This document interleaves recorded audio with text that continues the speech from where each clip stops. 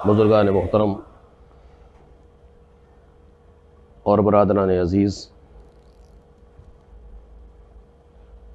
سورہ مبارکہ انبیاء کی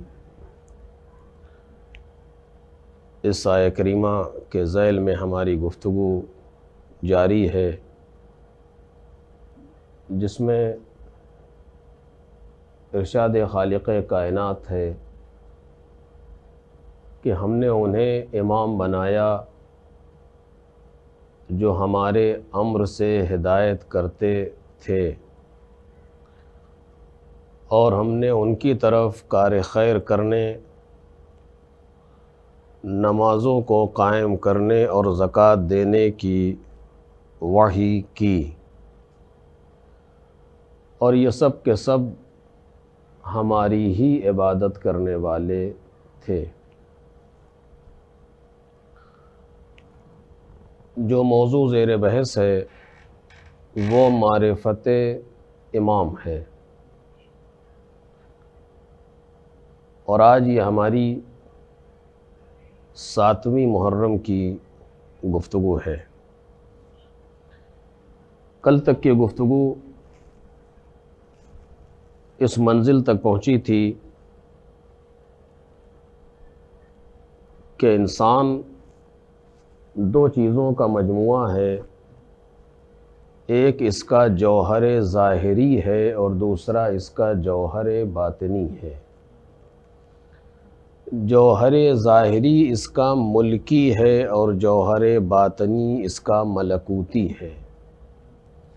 جوہر ظاہری یعنی جسم جو اسی ملک، عالم ملک یعنی دنیا سے شروع ہوا ہے اور اسی دنیا پر ختم ہو جائے گا۔ منہا خلقناکم وفیہا نعیدکم ومنہا نخرجکم تارۃ اخری، یہ اسی طرف اشارہ ہے۔ لیکن جوہر باطنی اس کا نہ اس دنیا سے شروع ہوا ہے نہ اس دنیا پر ختم ہوگا۔ یہ میں مسلسل اس بات کو کہتا چلا آ رہا ہوں تاکہ اس پرآشوب دور میں ہمیں اندازہ ہو کہ ہم کیا ہیں۔ آج ایک رخ کی طرف ہلکا سا اشارہ کرنا چاہتا ہوں مقدمتاً اپنی کل کی گفتگو تک پہنچنے کے لیے، کہ پروردگار عالم نے انسان کو کمال تک جانے کے لیے خلق کیا ہے۔ توجہ کیجیے گا، اور آواز دی ہے کہ یا ابن آدم خلقتم للبقاء لا للفنا، اے آدم کی اولاد تجھے باقی رہنے کے لیے پیدا کیا گیا ہے، فنا ہونے کے لیے نہیں۔ ایک دوسرے مقام پر قرآن مجید میں آواز دے رہا ہے پروردگار کہ لقد کرمنا بنی آدم، ہم نے اولاد آدم کو مکرم بنایا، تاج کرامت اولاد آدم کے سر پر رکھا ہے۔ یا مومن، صالح، متقی ایسے الفاظ نہیں استعمال ہوئے۔ دوسرے مقام پر کہتا ہے هو الذی جعلکم خلفاء الارض، وہی وہ پروردگار ہے جس نے تمہیں زمین پر اپنا خلیفہ بنایا ہے، جانشین قرار دیا ہے، پروردگار عالم کہہ رہا ہے۔ دوسرے مقامات پر ایک دوسرے لہجے میں گفتگو ہوتی ہے کہ صبغۃ اللہ ومن احسن من اللہ صبغہ، ہم اللہ کے رنگ میں رنگے ہوئے ہیں اور اس سے بہتر کس کا رنگ ہے۔ عجیب۔ ایک اور مقام پر گفتگو کر رہا ہے، میں اس کو عرض کر چکا ہوں آپ کے سامنے، کہ فطرت اللہ التی فطر الناس علیہا، الہی فطرت پر پروردگار عالم نے ساری انسانیت کو خلق کیا ہے۔ خوب، یہ ایسے الفاظ کیوں استعمال ہوئے ہیں قرآن مجید میں، یا میں کیا کہنا چاہتا ہوں اس پر ذرا سی توجہ کریں تاکہ میری وہ بات مکمل ہو جائے کسی حد تک۔ آج کا یہ پرآشوب دور آپ کے سامنے ہے، ماضی کا پرآشوب زمانہ آپ کے سامنے ہے۔ ہم نے دیکھا ہے کہ کیا کچھ اس کائنات میں نہیں ہوا منفی اعتبار سے، اور کیا کچھ اس کائنات میں نہیں ہو رہا ہے منفی اعتبار سے؟ سوال یہ ہے کیا ایسے پرآشوب دور میں انسان اپنے آپ کو بچا کے فطرت الہی کی اس منزل پر پہنچ سکتا ہے جس کے لیے پیدا کیا ہے؟ سوال صرف یہ ہے، اور یہ عجیب و غریب سوال ہے، شاید میرے بچوں نے یہ سوال پہلے نہ سنا ہو کبھی اور اس جہت سے نہ سوچا ہو، لیکن میں عرض کرنا چاہتا ہوں، میں پہلے بھی کہہ چکا ہوں، مسلسل کہتا ہوں کہ میری تقریر کے مخاطب میرے ہمسن و کمسن بھائی ہیں۔ بچوں میں تم سے خطاب کر رہا ہوں، جوانوں میں تم سے خطاب کر رہا ہوں، توجہ کرو۔ بزرگوں نے اپنی زندگی گزار لی، جیسی تیسی گزر گئی، لیکن تمہیں ابھی بہت آگے جانا ہے، تمہیں ابھی اپنے لیے اور اپنے خاندان کے لیے، اپنے ملک کے لیے، اپنے قوم کے لیے، اپنے مذہب کے لیے، اپنے دین کے لیے نام روشن کرنا ہے۔ اپنے آپ کو پہچانو، اپنی حیثیت کو پہچانو، اپنی شخصیت کو پہچانو، اور اپنے آپ کو اس دنیا میں اتنا ہلکا نہ بیچو، اتنا سستا نہ بیچو اپنے آپ کو، بلکہ تم یہ جان لو کہ تم وہ گوہر ہو جس کا جواب کائنات میں ممکن نہیں ہے۔ تم یہ سمجھ لو کہ تم وہ ہیرا ہو کہ جس کا جواب کائنات میں ممکن نہیں ہے، اور اگر تم اپنے آپ پر آ جاؤ تو تمہارے مذہب نے تمہیں اتنا دیا ہے، تمہارے مولا نے تمہیں اتنا دیا ہے کہ کوئی آندھی تمہارے ثبات قدم میں لغزش نہیں پیدا کر سکتی۔ بچوں اپنے آپ کو پہچانو، اپنی قیمت کو پہچانو، اپنی عظمت کو پہچانو، اور یہ پہچانو کہ کربلا کے جوان تمہیں دیکھ رہے ہیں، کربلا کے نوجوانوں کی نظریں تمہارے اوپر ہیں۔ آج دین کا ساری ذمہ داری اور دین کا سب کچھ جوانوں کے کاندھوں پر ہے۔ کل تم ذمہ دار ہو اپنے مذہب کے بھی، اپنے دین کے بھی۔ ہم نے آپ کے نام پر چھوڑ دیا، ہم اس غلط راہ پر لگ گئے تھے لیکن ہم نے آپ کے لیے چھوڑ دیا۔ یہ تمہاری ذمہ داری ہے۔ اپنے ماں باپ کو نہ دیکھو بلکہ کربلا کے شہیدوں کو دیکھو، اپنے بزرگوں کو نہ دیکھو کربلا کے بزرگوں کو دیکھو، دنیا کو نہ دیکھو کربلا کے ماحول کو دیکھو۔ اگر یہ دیکھ لیا تو کامیاب ہو جاؤ گے، اور کسی لمحے بھی مایوس نہ ہونا کہ ہم یہ نہیں کر سکتے۔ نہیں، یہ جملہ جوانوں کے لیے ہے ہی نہیں، بلکہ جوان جو چاہے کر سکتا ہے۔ توجہ کیجئے جوانوں، توجہ کرو، میں اسی جملے پر 2-3 لفظ کہنا چاہتا ہوں۔ تم جو چاہو کر سکتے ہو، پروردگار عالم نے تمہیں اتنی طاقت دی ہے، اتنی صلاحیت دی ہے۔ میں پوری ذمہ داری سے کہہ رہا ہوں، جتنی صلاحیت انسان کو عطا ہوئی ہے، ابھی انسان اس کے 1000ویں حصے تک نہیں پہنچا، ابھی انسان اس کے 1000ویں حصے تک نہیں پہنچا ہے۔ اپنی قیمت کو پہچانو، اپنی عظمت کو پہچانو،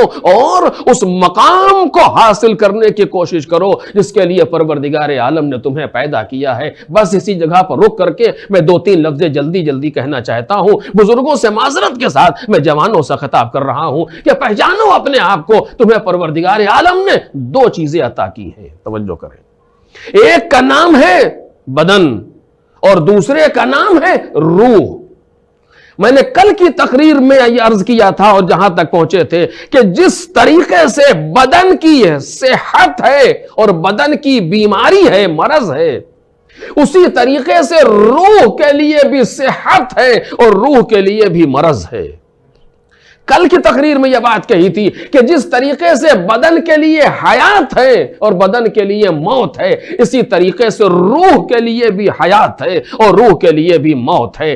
بدن کی موت ہے روح کا بدن سے جدا ہو جانا، روح کی موت ہے روح کا اپنے پروردگار کو سے غافل ہو جانا، روح کی موت ہے روح کا اپنے امام سے غافل ہو جانا۔ جتنی دیر کے لیے ہم اپنے امام سے غافل ہیں اتنی دیر ہم مردہ ہیں۔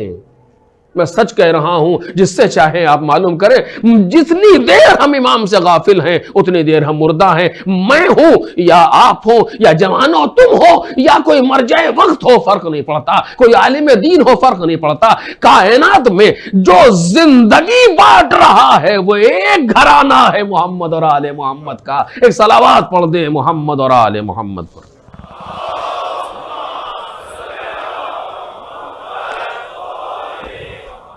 زندگی میں جو حیات تقسیم کر رہا ہے اس دنیا میں، جو حیات تقسیم کر رہا ہے وہ ایک ہی گھرانہ ہے محمد اور آل محمد علیہ الصلوۃ والسلام کا، اس کے لیے قرآن مجید نے کہا استجیبوا للہ وللرسول اذا دعاکم لما یحییکم، اپنے اللہ اور اپنے رسول کی بات پر لبیک کہو کہ جب وہ تمہیں بلا رہے ہیں حیات دینے کے لیے۔ تو میرا سوال تھا جوانوں، تم سے میرا سوال ہے، کیا ایسے برے ماحول میں، توجہ کیجئے گا، میں اس جگہ تک پہنچ جاؤں گا جہاں تک میں جانا چاہتا ہوں، لیکن یہ دو چار فقرے کرنا چاہتا ہوں کہ جوانوں سنو، کیا اس برے ماحول میں جہاں اسکول کا ماحول خراب، جہاں کالج کا ماحول خراب، جہاں یونیورسٹی کا ماحول خراب، جہاں بازار کا ماحول خراب، جہاں گھر کے اندر ماحول خراب، جہاں گھر کے باہر ماحول خراب، کیسے ایک جوان ہمارا اس مقام کو پا سکتا ہے جس کے لیے پروردگار عالم نے اسے پیدا کیا ہے؟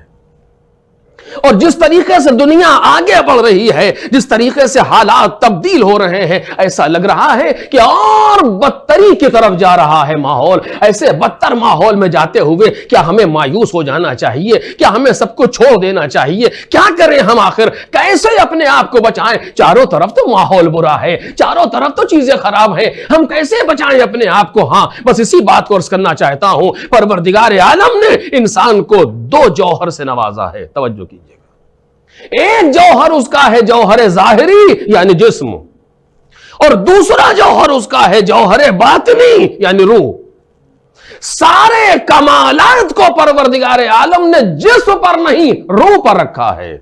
اگر تاج کرامت ہے تو جسمانی سر پر نہیں ہے، روحانی سر پر ہے۔ اگر مقام خلافت اور لباس خلافت عطا کیا تو اس جسم کو عطا نہیں کیا ہے، اس روح کو عطا کیا ہے۔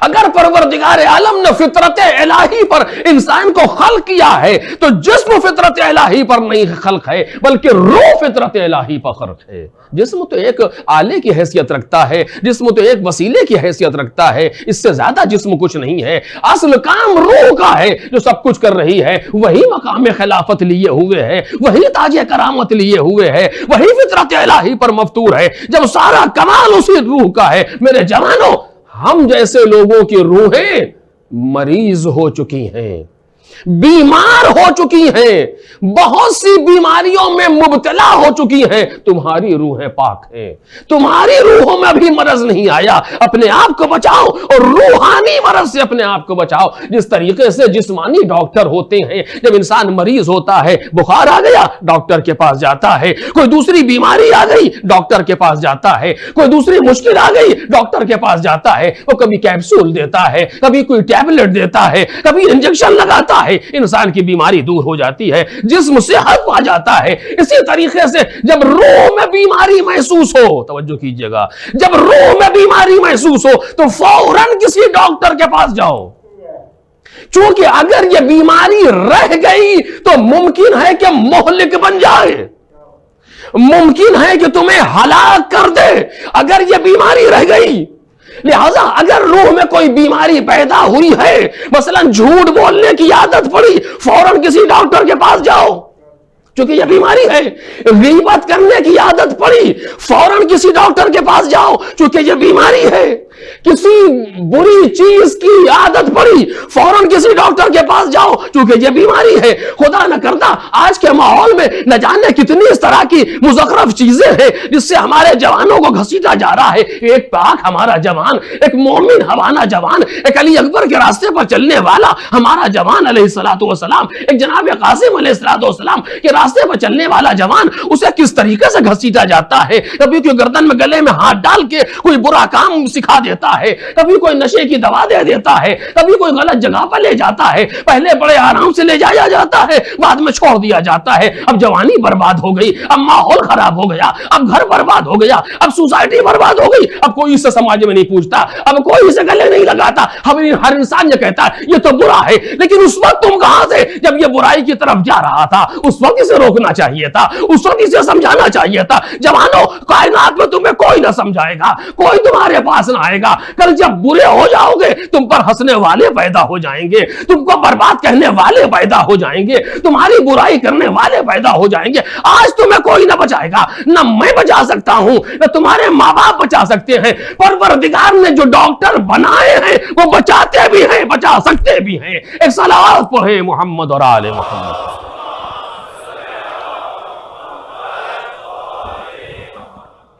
وہ بچاتے بھی ہیں، وہ بچا سکتے بھی ہیں۔ جیسے ہی کوئی بری عادت، جیسے ہی کوئی بری صفت، جیسے ہی کوئی برا فعل تمہارے قریب آئے، فوراً کسی ڈاکٹر کی تلاش کرو۔ ڈاکٹر کہاں ملیں گے؟ یہ وہ ڈاکٹر ہیں جو ہر جگہ موجود ہے۔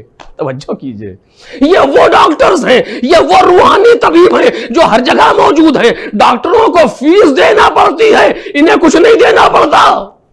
ڈاکٹروں کے مطب میں جانا پڑتا ہے، یا خود تمہارے پاس چلے آتے ہیں؟ یا ایسے لوگ ہیں، یا ایسے افراد ہیں، ایسے طبیب ہیں دواروں پہ طبے، جو ہر لمحہ قدم قدم پر اپنے مریض کے ساتھ ساتھ چلا کرتا ہے۔ جیسے ہی کوئی مشکل آ جائے، بس آخری فکرہ کہہ رہا ہوں، جیسے ہی کوئی مشکل آ جائے، نہ باپ کے پاس جاؤ، نہ ماں کے پاس جاؤ، نہ کسی کے پاس جاؤ، ایک مرتبہ سجدے میں سر رکھو، اپنے پروردگار سے لو لگاؤ، میرے مالک غیبت کی عادت پڑ گئی ہے تو چھوڑا دے۔ کبھی کسی عزا خانے میں پہنچ جاؤ، اے فرزند رسول تکبر کی عادت آ گئی ہے، آپ چھوڑا دے۔ کبھی تنہائی میں بیٹھ کر کے اپنے امام زمانہ کو سلام کرو اور متوجہ ہو جاؤ، مولا ایک بری عادت ہمارے دوست نے ڈال دی ہے، آپ اسے چھوڑا دے۔ پھر دیکھو کہ شیطان میں زیادہ طاقت ہے یا یہ طبیب تمہیں بچا لیتے ہیں۔ ایک صلاۃ پڑھ دے محمد اور آل محمد۔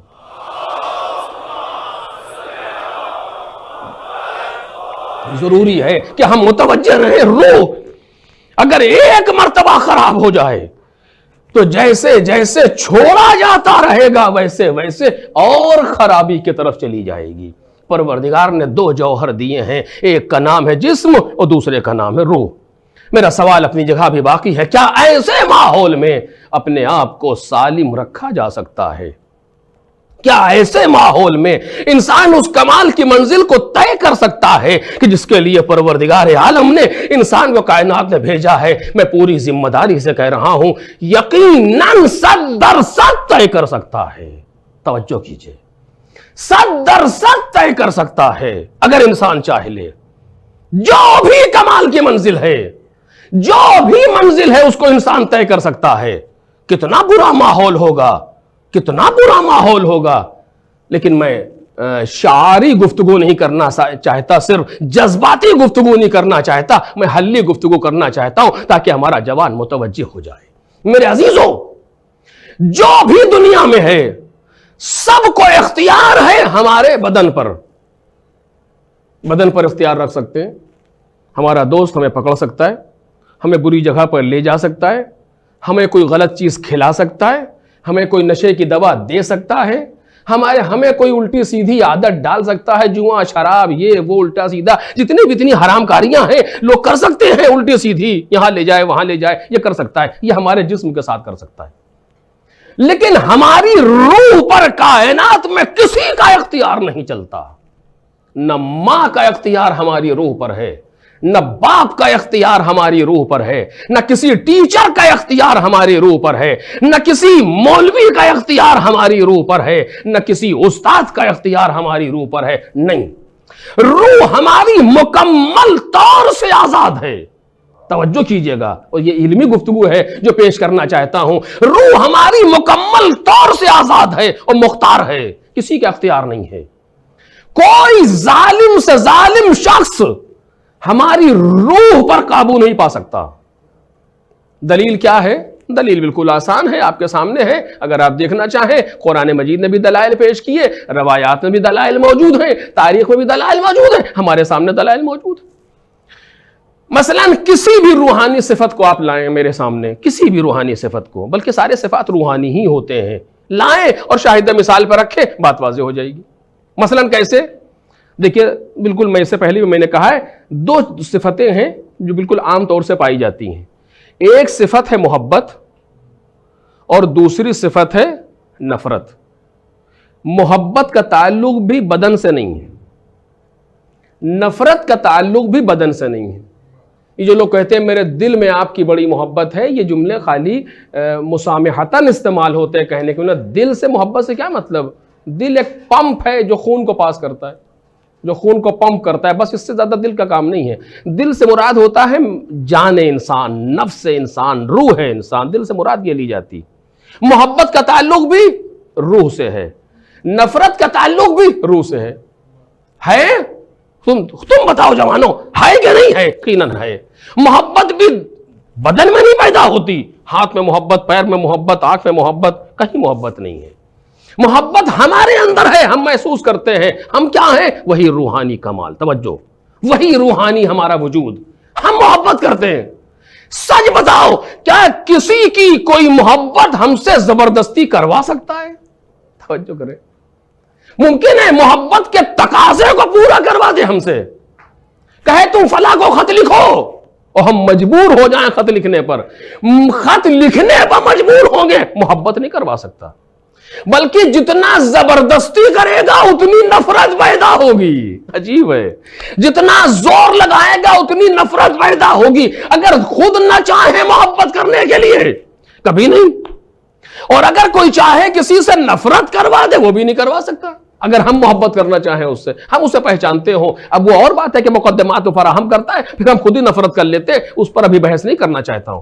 لیکن اگر ہم نہ چاہیں تو کوئی کسی کی نفرت ہمارے پاس نہیں لا سکتا.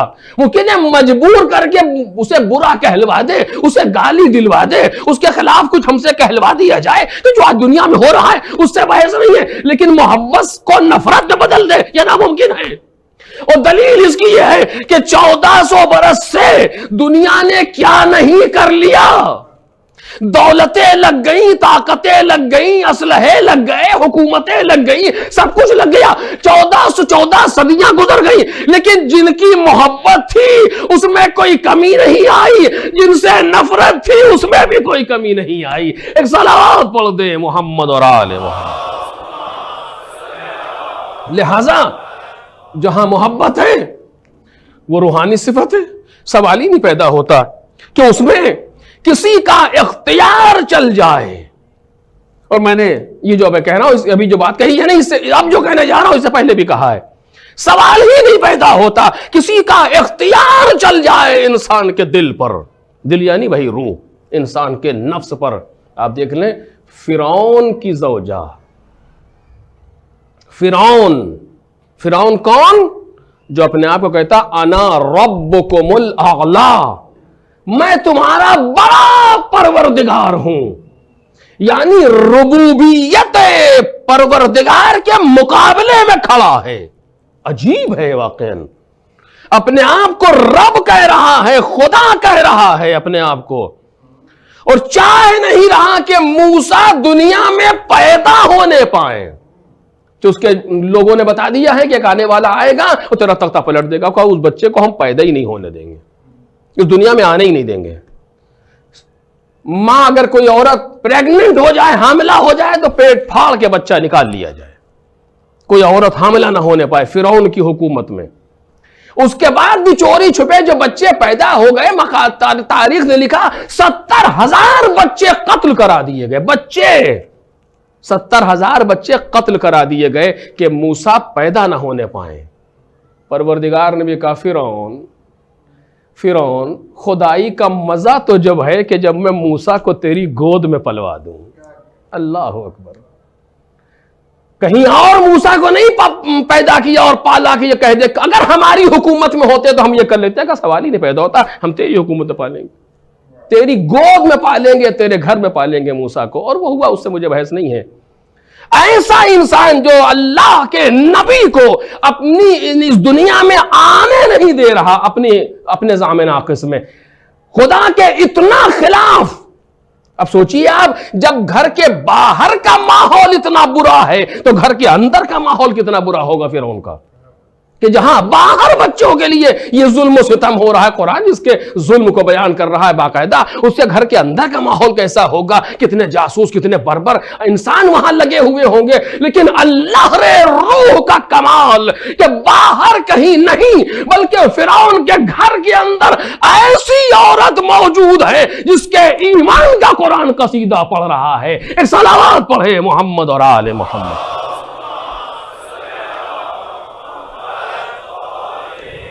جس کے ایمان کا قرآن قصیدہ پڑھ رہا ہے. کیا کہہ رہا ہے؟ جناب آسیہ کے لیے دنیا میں 4 مکمل خاتون پیدا ہوئی ایمان کے اعتبار سے. ان میں سے پہلی خاتون زمانے کے اعتبار سے پہلی خاتون کا نام آسیہ ہے. جناب آسیہ جس نے آواز دی رب ابن لی عندک بیتا فی الجنہ، پروردگار اپنے نزدیک جنت میں میرے لیے گھر بنا دے. اور اس دعا کو قرآن کے اندر پروردگار عالم نے محفوظ کر دیا. آج بھی جناب آسیہ کی دعا قرآن کے اندر موجود ہے. یہ جناب آسیہ کون ہے؟ فرعون کی زوجہ ہے. فرعون کون؟ جو خدا کے مقابلے میں کھڑا ہو کر کے اپنے آپ کو خدا، اپنے آپ کو ربکم الاعلی کہہ رہا ہے. موسیٰ کو پیدا ہونے سے مانے بن رہا ہے، جناب موسیٰ کے قتل کرنے کا ارادہ کر رہا ہے. ایسا انسان، اس کی اپنی زوجہ مکمل خاتون ہے ایمان کے اعتبار سے. بس یہ دلیل ہے میرے لیے کہ اگر انسان چاہ لے تو ماحول فرعونی کیوں نہ ہو لیکن مومن بن کر کے سامنے آ سکتا ہے. ایک صلوات پڑھ دے محمد اور آل محمد. لہذا جوانوں، میں تم سے کہہ رہا ہوں، سمجھو اپنے آپ کو ضائع نہ ہونے دو، ورنہ کل سوائے ہاتھ ملنے کے کوئی دوسرا راستہ تمہارے سامنے نہ رہ جائے گا. آج ان افراد کی قدر کرو جو تمہیں صحیح راستہ دکھاتے ہیں. ان افراد سے دور رہو جو تمہیں آل محمد کے راستے سے ہٹا کے لے جا رہے ہیں. طے کرو، تم علی اکبر کے ماتم کرتے ہو، جناب عباس کے لیے روتے ہو، جناب قاسم کے لیے روتے ہو. انہوں نے کون سا راستہ استعمال کیا تھا؟ ہم ان کے طریقے، ان کے جیسے تو نہیں ہو سکتے، لیکن ان کے راستے پر تو چل سکتے ہیں، ان کی راہوں پر تو چل سکتے ہیں. بس اس سے زیادہ نہیں کہنا چاہتا. روح وہ کمال کا مرحلہ ہے کہ جہاں ان دنیا میں کسی کا قابو اس پر نہیں چلتا. اگر انسان چاہ لے اپنی روحوں کو اپنے اماموں کے حوالے کرو. صبح کو جب اٹھو، نماز کے بعد امام زمانہ کو سلام کرو اور کہو مولا آج کا دن آپ کے حوالے. پھر دیکھو کیسا بابرکت دن گزرے گا. روح میں اگر کمال پیدا ہو جائے، روح میں اگر طاقت پیدا ہو جائے تو خود بخود جسم کو روک لیتی ہے، خود بخود جسموں پر کنٹرول کر لیتی ہے. بس میں تمام کر رہا ہوں اسی منزل پر آ کر کے. عزیزو، پروردگار عالم نے اسی لیے کہا کہ نماز پڑھنے کی اہمیت ہمارے نزدیک وہ نہیں ہے. نماز کو ہم نے پڑھنے کے لیے کہا بھی نہیں ہے، نماز کو قائم کرو. توجہ کریں، میں نے کل کی تقریر میں اسی جگہ بات تو ختم کیا تھا. نماز پڑھی جاتی ہے بدن کے ذریعے سے، اگرچہ اس میں بھی خضوع اور خشوع، خضوع بدن سے ہے، خشوع نیت سے ہے، روح سے ہے، اس میں بھی خشوع شامل ہے. لیکن میری مراد نماز کا ظاہر ہے جو ادا ہو رہا ہے. نماز کا ظاہر آپ دیکھیں، قیام ہے، رکوع ہے، سجود ہے، قنوت ہے، قعود ہے، یہ ساری چیزیں ظاہر نماز ہے. ان سب کا تعلق انسان کے بدن سے ہے. پڑھ رہا ہے الحمدللہ رب العالمین الرحمن الرحیم، زبان اس کو پڑھ رہی ہے، بدن سے تعلق ہے اس کا. لیکن یہی نماز نہیں ہے. یہ تو ظاہر ہے جو میں دکھ رہا ہے، لیکن یہ نہیں ہے نماز. توجہ کریں، اٹھ بیٹھ لینے کا نام نماز نہیں ہے، بلکہ نماز وہ ہوگی جو خدا کہہ رہا اقیموا الصلاۃ. نماز کو قائم کرو. قائم کرو یعنی کیا؟ کل میں نے عرض کیا اوحینا الیہم فعل الخیرات واقام الصلاۃ وایتاء الزکات.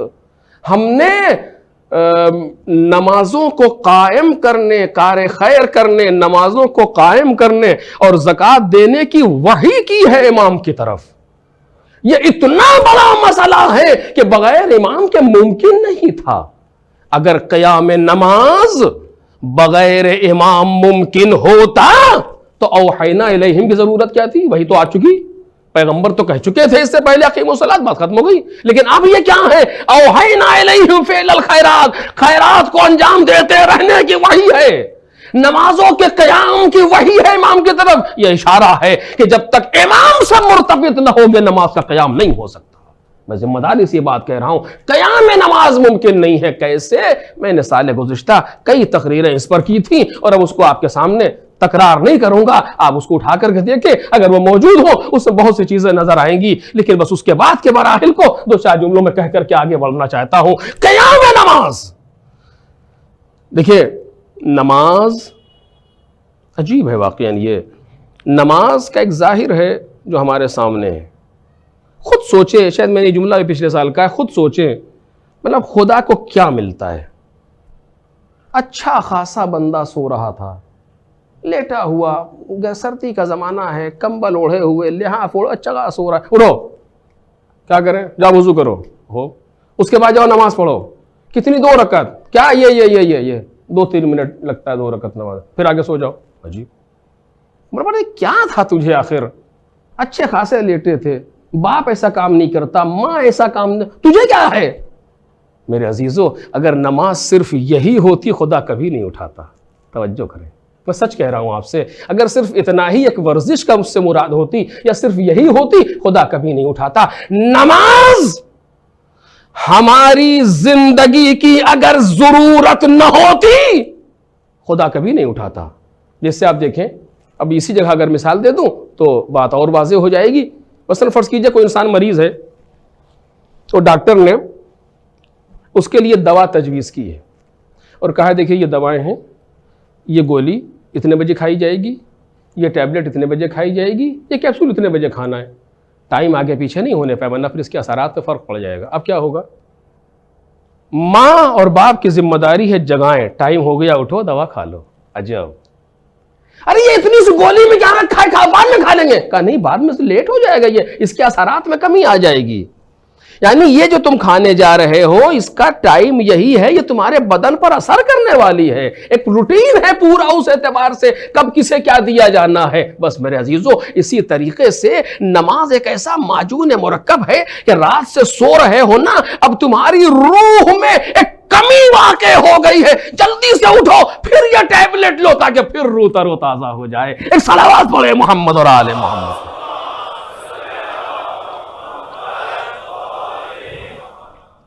ایک فاصلہ آ گیا ہے پروردگار کی ان نعمتوں سے اور ربوبیت سے, تمہارے اس خواب کی وجہ سے, تمہارے ایک سونے کی وجہ سے روح میں ایک کسالت سی پیدا ہو گئی ہے, روح کو بھوک کا احساس ہو رہا ہے, تمہیں اندازہ نہیں ہے تم سو رہے ہو. خدا طبیب ہے, خدا نعمت طبیب ہے. جوشن کبیر کہہ رہے یا نعمت طبیب, وہ نعمت طبیب ہے, وہ جانتا ہے تمہیں کب کس کی ضرورت ہے. جلدی سے اٹھو, اگر تم نے یہ معجون نہ لیا تو تمہاری روح میں کسالت پیدا ہو جائے گی, تمہاری روح میں بیماری پیدا ہو جائے گی, تمہاری روح میں کمزوری پیدا ہو جائے گی. لہذا اٹھو اور اٹھ کر کھڑے ہو کر کہو الحمدللہ رب العالمین, تاکہ جو مصیبتیں تم پر آئی ہیں, جو دوسری دنیا کی طرف سے جو تمہارے پاس مرض آئے ہیں مختلف صورتوں میں, وہ انہی دو جملوں سے ختم ہو جائیں. پھر جا کر کے لیٹ جاؤ, اب تمہیں ویکسین لگا دی گئی, اب تمہارے لیے وہ وٹامن دے دیا گیا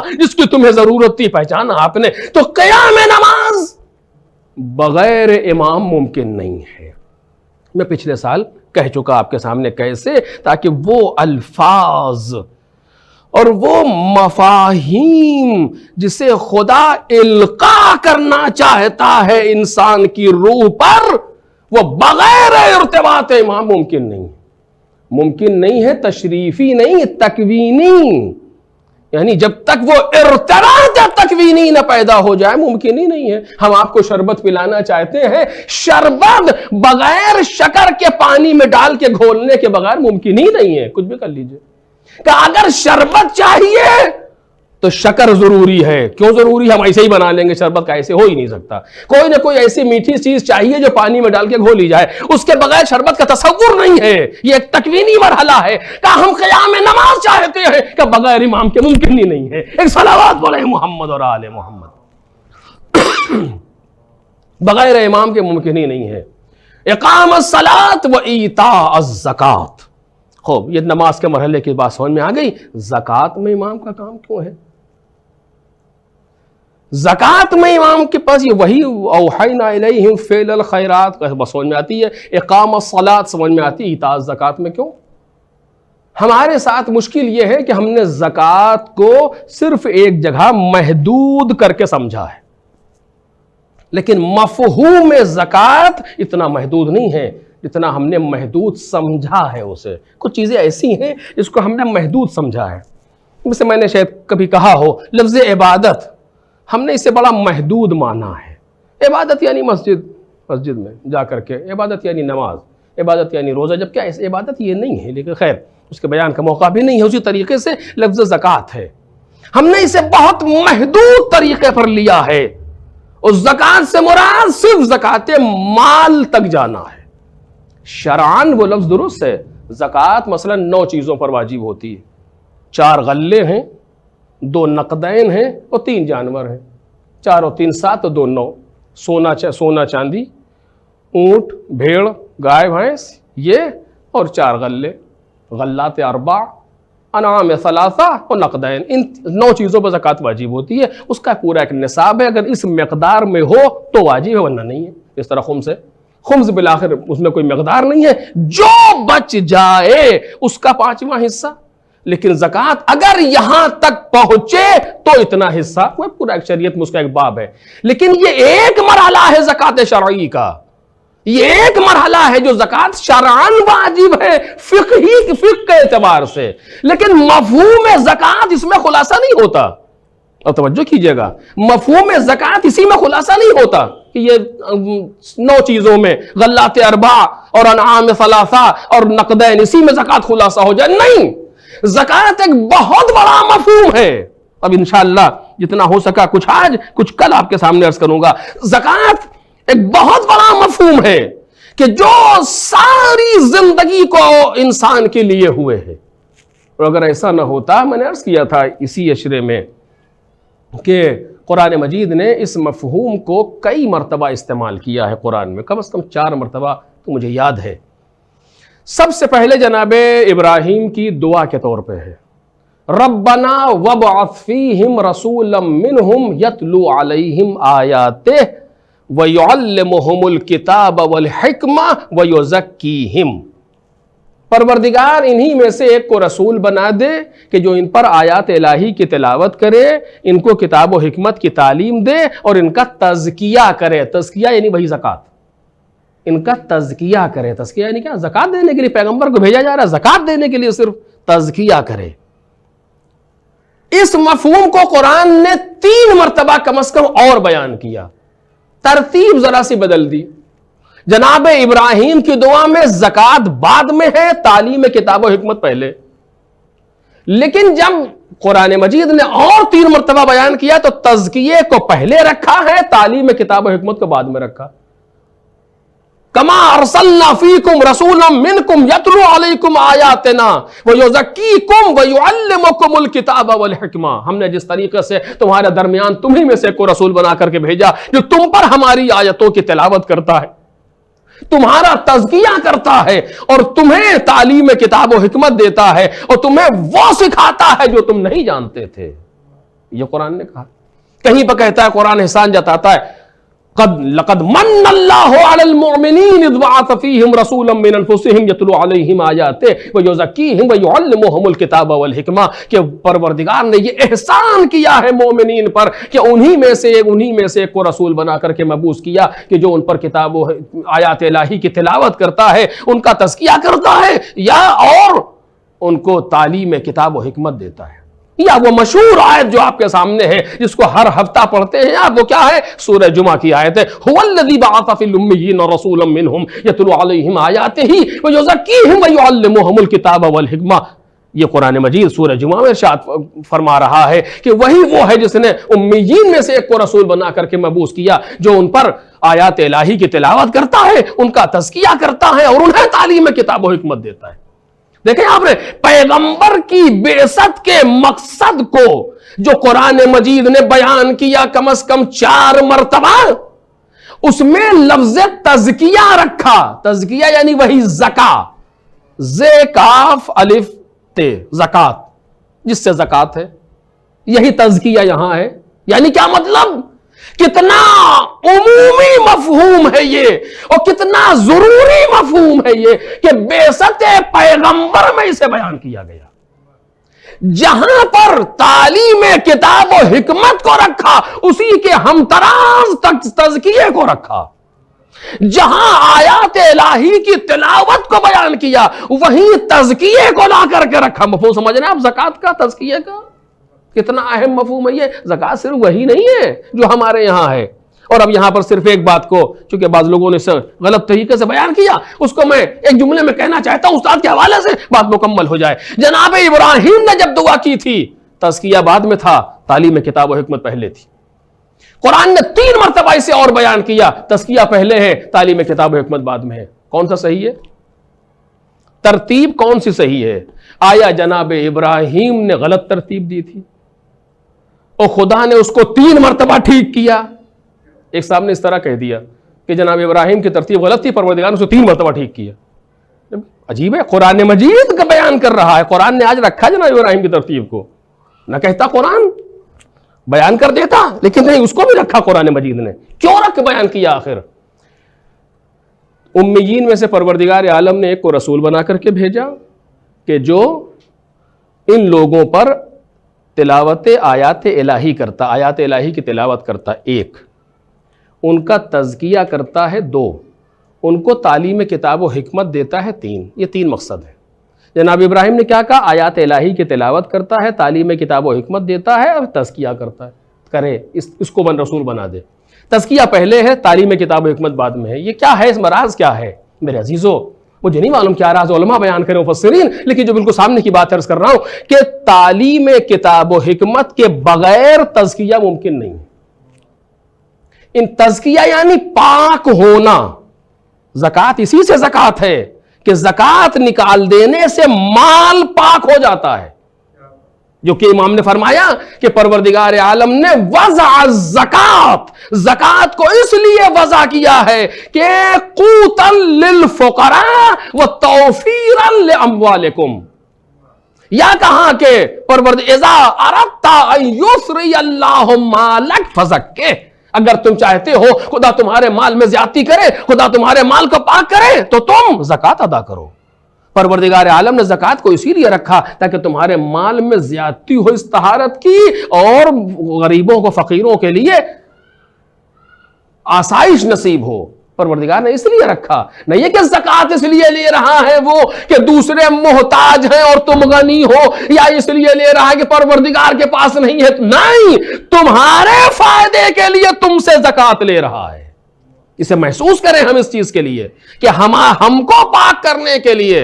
اسی لیے کہا گیا جب کوئی فقیر یا جب کوئی مستحق تم سے قبول کر لے تو اس کا شکریہ ادا کرو، کہ اگر وہ تم سے قبول نہ کرتا تو تمہیں اس کا ثواب نہ ملتا. ایک صلوات پڑھیں محمد اور آل محمد.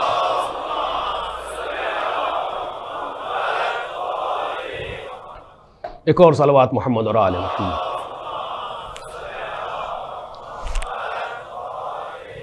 تو تعلیم کتاب و حکمت کے بغیر زکات، تزکیہ ممکن نہیں ہے.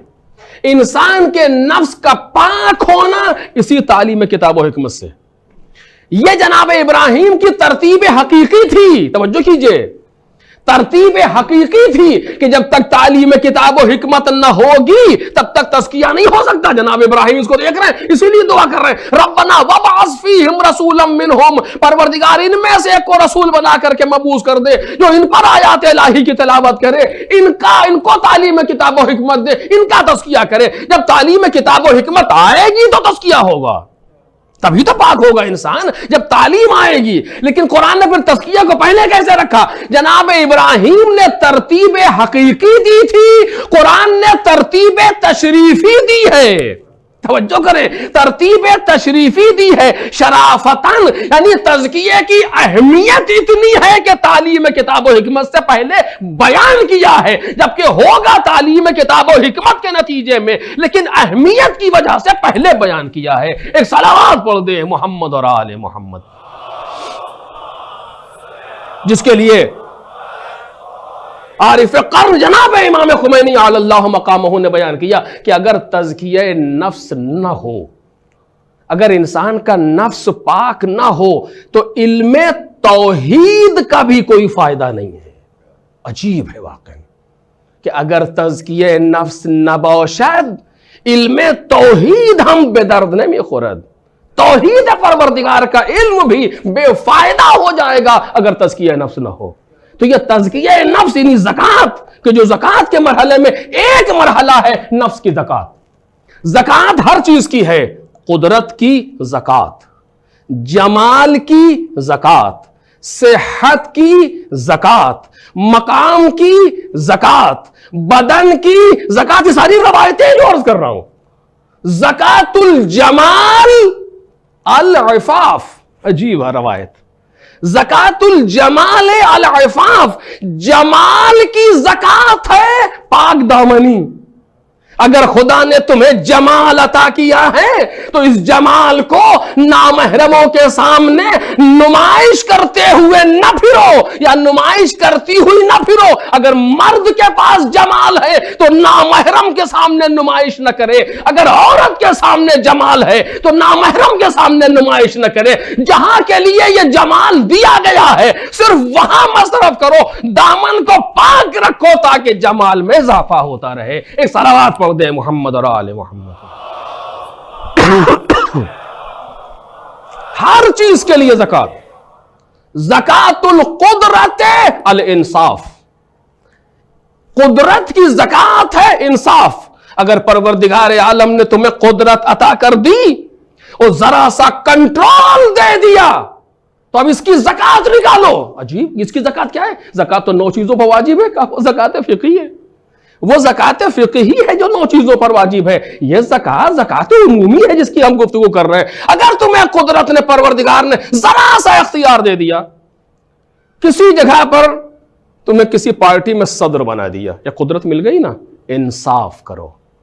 اگر کسی بینک میں تمہیں اس نے مینیجر بنا دیا, انصاف کرو. کسی کمپنی میں تجھے پروردگار عالم نے تمہیں ایم ڈی بنا دیا, انصاف کرو. کسی جگہ پر چند لوگوں کے اوپر تمہیں بنا دیا, انصاف کرو. اگر انصاف کر رہے ہو تو زکات عطا ہو رہی ہے, اور اگر انصاف نہیں کر رہے تو زکات ادا نہیں ہو رہی. زکات القدرت الانصاف, الانصاف صحت دی ہے خدا نے. توجہ کیجئے, بس یہ شاید آج آخری بات ہو, باقی پھر انشاءاللہ کل. صحت عطا کی ہے خدا نے, اچھے خاصے ہیں, ہاتھ پیر سالم ہے. ابھی ہم کو نہیں پتا کہ صحت کسے کہتے ہیں. خدا نہ کردہ کل ایک جھٹکا لگ جائے, پھر دیکھیے ہاسپٹل میں جائیے. آج اس منحوس کورونا کے نام پر جو ڈرامہ پوری کائنات میں پھیلا دیا گیا, جا کے دیکھیے کیا حشر ہے. اور جیسا بھی وائرس صحیح موجود ہے, لیکن بیچارے کچھ نہیں, سانس لینے مشکل ہو رہی. عجیب, وہ ہوا جسے خدا نے فری میں سب کو دیا تھا, اب بنا میں آکسیجن خریدی جا رہی. ذرا سی صحت ادھر ادھر ہو جائے اب سمجھ میں آتا ہے کہ تمہیں پروردگار نے صحت دی ہے, زکات نکالو. صحت کی زکات, آپ نے کہا تھا زکات 9 چیزوں پر واجب ہے, نہیں, صحت کی زکات ادا کرو. صحت کی زکات کیا ہے؟ السعی فی طاعت اللہ. عجب, صحت کی زکات یہ ہے کہ اللہ کی اطاعت میں سعی کرو. یعنی اگر تمہیں پروردگار عالم نے جوانی عطا کی ہے, جہاں سے گفتگو شروع ہوئی تھی, اگر پروردگار عالم نے جوانی عطا کی ہے, اگر پروردگار عالم نے تمہیں صحت عطا کی ہے, کہ تمہاری جوانی کو بھی خدا سلامت رکھے, تمہارے صحت کو بھی خدا سلامت رکھے, اس کی زکات نکالو. اس کی زکات کیا ہے؟ اللہ کی مخالفت میں کوششیں نہ کرنا, اللہ کی اطاعت میں کوشش کرتے چلے جاؤ. جتنی اللہ کی اطاعت میں کوشش کرتے چلے جاؤ گے, اتنی جوانی اور صحت کی زکات نکلتی چلی جائے گی, خدا اور دیتا چلا جائے گا. ایک صلوات پڑھ دے محمد اور آل محمد. بس بات کو تمام کر رہا ہوں. جو ان مطالب کو کون سمجھے گا, ان مطالب کو کون درک کرے گا, پھر بات پلٹ کے وہیں آ جائے گی. جس کی روح پاک ہو, جس کی روح میں صحت ہو, جس کی روح میں حیات ہو. آپ دیکھیے, روح میں حیات اور روح میں موت. روح کی حیات کیا, میں نے 2-3 دن سے مسلسل بیان کیا. آخری فقرہ آج کا, روح کی حیات کیا ہے؟ اپنے امام سے وابستہ ہونا. روح کی موت کیا ہے؟ اپنے امام سے دور ہو جانا. امام سے دور ہو تو مردہ ہو. میں بہت ہاتھ جوڑ کر عرض کر رہا ہوں, برا لگے مجھے معاف کیجئے گا, فرق نہیں پڑتا میں ہوں یا آپ ہوں. امام سے اگر ہم دور ہیں تو مردہ ہیں, چاہے کچھ ہو. امام کے نزدیک ہیں تو زندہ ہیں. میرے جوانوں, میں نے آج کی تقریر شاید تمہارے لیے کر دی. میرے جوانوں, توجہ کرنا اس جملے پر. تم سے بہتر اس جملے کو کوئی سمجھ ہی نہیں سکتا کائنات میں. میں سچ کہہ رہا ہوں, کیونکہ اس سے بڑا آئیڈیل دنیا میں کسی کے پاس نہیں ہے. جوانوں سمجھو, اگر امام کے ساتھ ہو تو حیات ہے, اگر امام سے دور ہو تو موت ہے. کس کا پیغام ہے؟ ایک جوان کا پیغام ہے, نہیں ایک نوجوان کا پیغام ہے, جس کو گلے سے لگا کے پوچھا کیف الموت عندک, میرے بچے تیرے نزدیک موت کیسی ہے, تو فوراً مسکرا کے کہتا احلی من العسل, شہد سے زیادہ شیریں ہے. دیکھ رہے یہ کس جوان کا پیغام ہے؟ یہ اسی کربلا کے جوان کا پیغام ہے، اسی کربلا کے جوان کا پیغام ہے کہ جسے تاریخ نے ایک یتیم کے نام سے یاد کیا۔ بس مجلس تمام ہو گئی۔ تاریخ میں ایک یتیم کے نام سے یاد کیا گیا۔ عجب کیفیت ہے اس بچے کی۔ شب عاشور ماں نے اپنے بچے کو بلایا، سامنے بٹھایا، جناب فروا کربلا میں موجود ہے۔ 13 برس کا سن ہے جناب قاسم کا۔ مقتل نے لکھا لم یبلغ الحلم، یہ بچہ ابھی سن بلوغ کو نہیں پہنچا تھا۔ ماں نے بٹھایا، میرے لال کل شہادتوں کا دن ہے قاسم۔ کہاں اماں؟ ایسے ہی ہے، مولا نے بیان کیا ہے۔ کہا پھر میرے بچے، میرے لال تیری عمر تو بہت کم ہے، لیکن یہ ماں یہ چاہتی ہے کہ مولا پر جان نثار کر دے۔ ہاں میں اماں ایسا ہی ہے، میں کسی طریقے سے کوتاہی نہیں کروں گا، سوال ہی نہیں پیدا ہوتا۔ ماں کا دل باغ باغ ہو گیا، میرے دودھ کی قیمت رنگ لے آئی۔ عجیب ہے، کہاں ملیں گی ایسے مائیں جو 13 برس، سوچیے عمر، سوچیے 13 برس کے بچے کو موت کی تلقین۔ جہاں کہا تھا نا کہ ابھی تو تمہارے منہ سے دودھ کی بو آ رہی ہے، دشمنوں نے کہا تھا۔ شب عاشور امام حسین نے محضر شہادت پڑھنا شروع کیا، واقعہ آپ کے سامنے۔ خاموش ہو گئے۔ گوشے سے بچہ اٹھا، چچا میرا نام؟ قاسم نزدیک آؤ۔ قریب آئے۔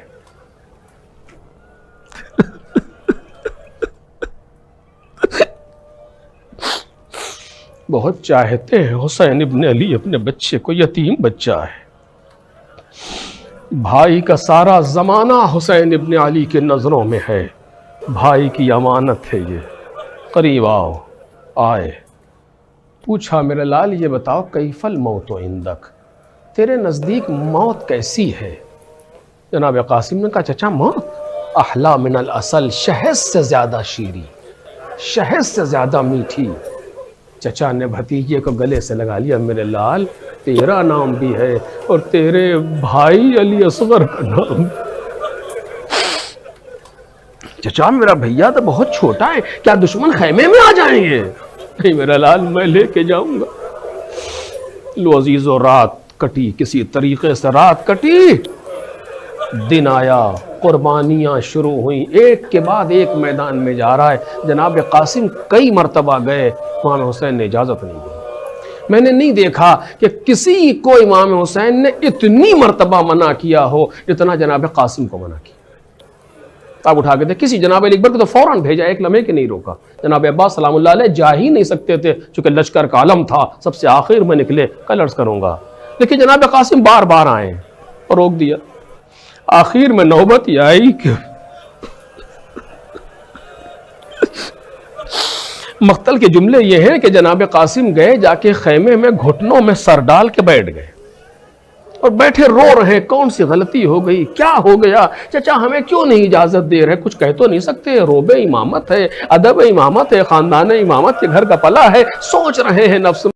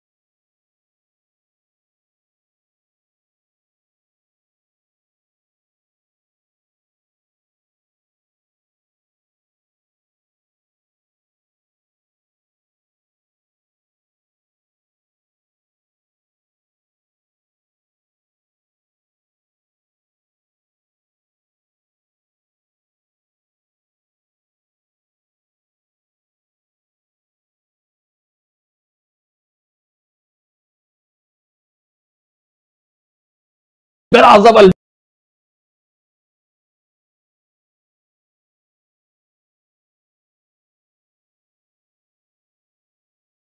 جہاد الاعداء اللہ۔ اے میرے بچے قاسم، جب تیرا چچا حسین کربلا کے میدان میں ہو اور چاروں طرف سے دشمن اسے گھیر لے تو ان دشمنوں سے، اللہ کے دشمنوں سے اور نبی کے دشمنوں سے جہاد کو ترک نہ کرنا۔ اور سنو، اگر حسین تمہیں اجازت نہ دے تو اتنی مرتبہ جانا کہ اجازت مل جائے۔ اللہ، کیا ادب امامت ہے! اگر اجازت نہ دے، عاود ہو، اتنی مرتبہ آنا حتی یعظم لک البراز، تاکہ تمہیں جنگ کی اجازت دے دے۔ بس یہ سننا تھا، جلدی سے اٹھے، اماں خدا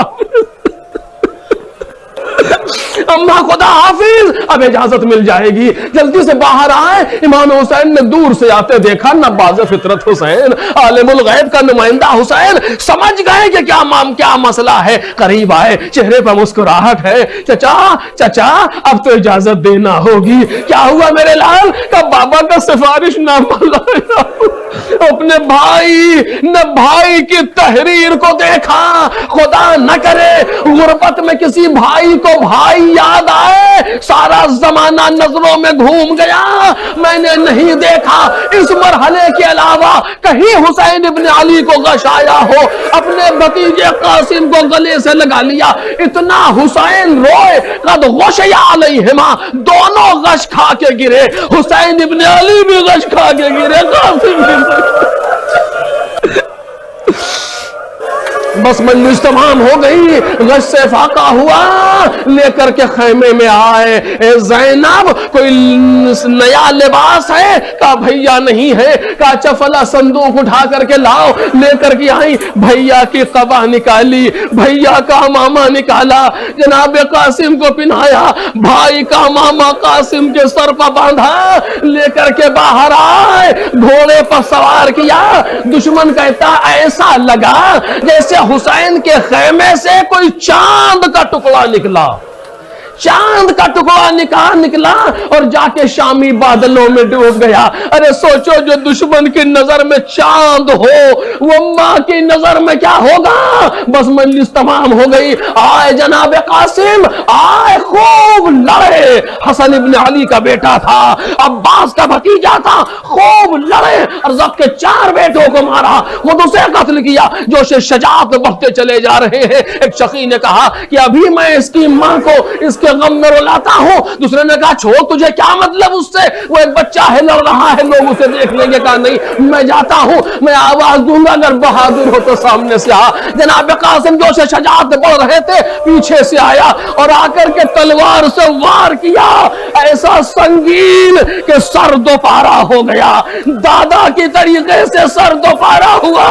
قاسم نے گھوڑے کی گلے میں باہیں ڈال دی، گھوڑے سے زمین پر آئے، ایک آواز دی، چچا خدا حافظ۔ حسین ابن علی نے دور سے دیکھا، مقتل کے فکرے ہیں، باز شکاری کی طریقے سے حسین جھپٹ کے قاسم کو پہنچے، قاسم کا قاتل قاسم کو وار کیا، اس نے ہاتھوں کو آگے بڑھایا، حسین کی شمشیر پڑی، اس کے ہاتھ قلم ہوئے، فوجیں اسے بچانے کے لیے بڑھی۔